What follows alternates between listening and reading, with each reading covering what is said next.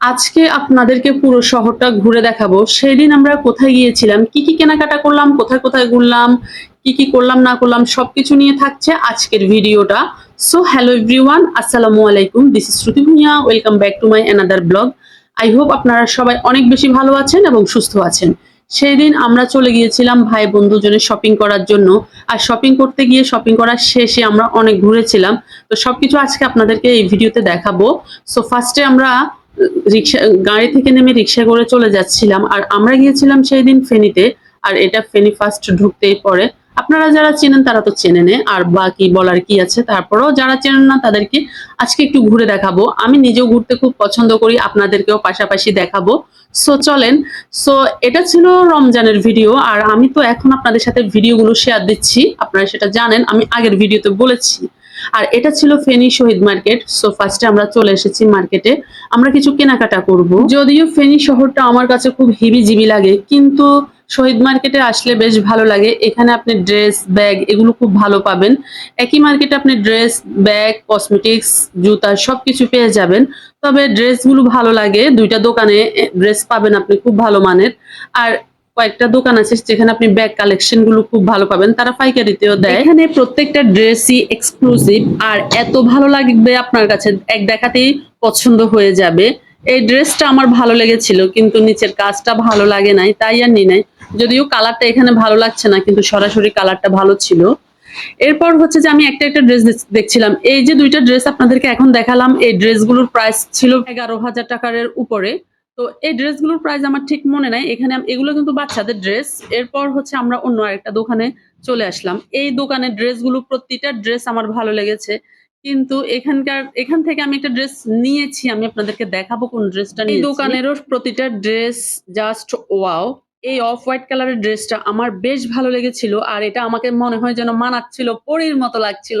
নিজে নিজে কল্পনা করছিলাম তখন। কিন্তু অফ হোয়াইট কালারের আমার একটা ড্রেস আছে। এরপরে ব্ল্যাক কালার দেখাচ্ছিল, পিঙ্ক কালার দেখাচ্ছিল। আসলে এই কালারগুলোর ড্রেস আমার অলরেডি আছে। মোটামুটি আমি সব কালারের ড্রেসই পরেছি। এই জন্য এখন ড্রেস কিনতে গেলে কোন কালার নেব, কিরকম নেব সেটা আর ভেবে পাই না।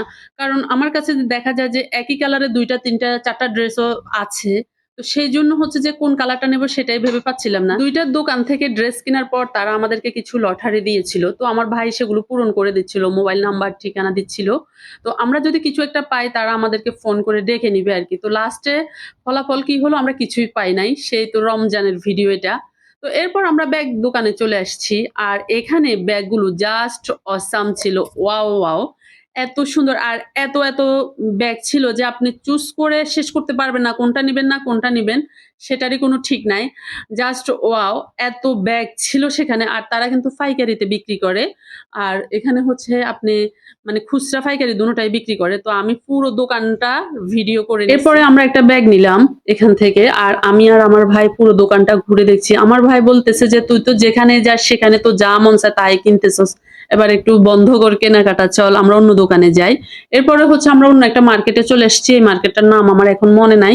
আর তখনও আমি জানি না, আমার ভাই আমাকে নিয়ে গেছে। আসলে আমি খুব একটা কোনো কিছু চিনিও না। আমার ভাইয়ের সাথে যাই তো। ও যেদিকে নেয় সেদিকে যাই। আর শুধু আমি কেনাকাটাই করি।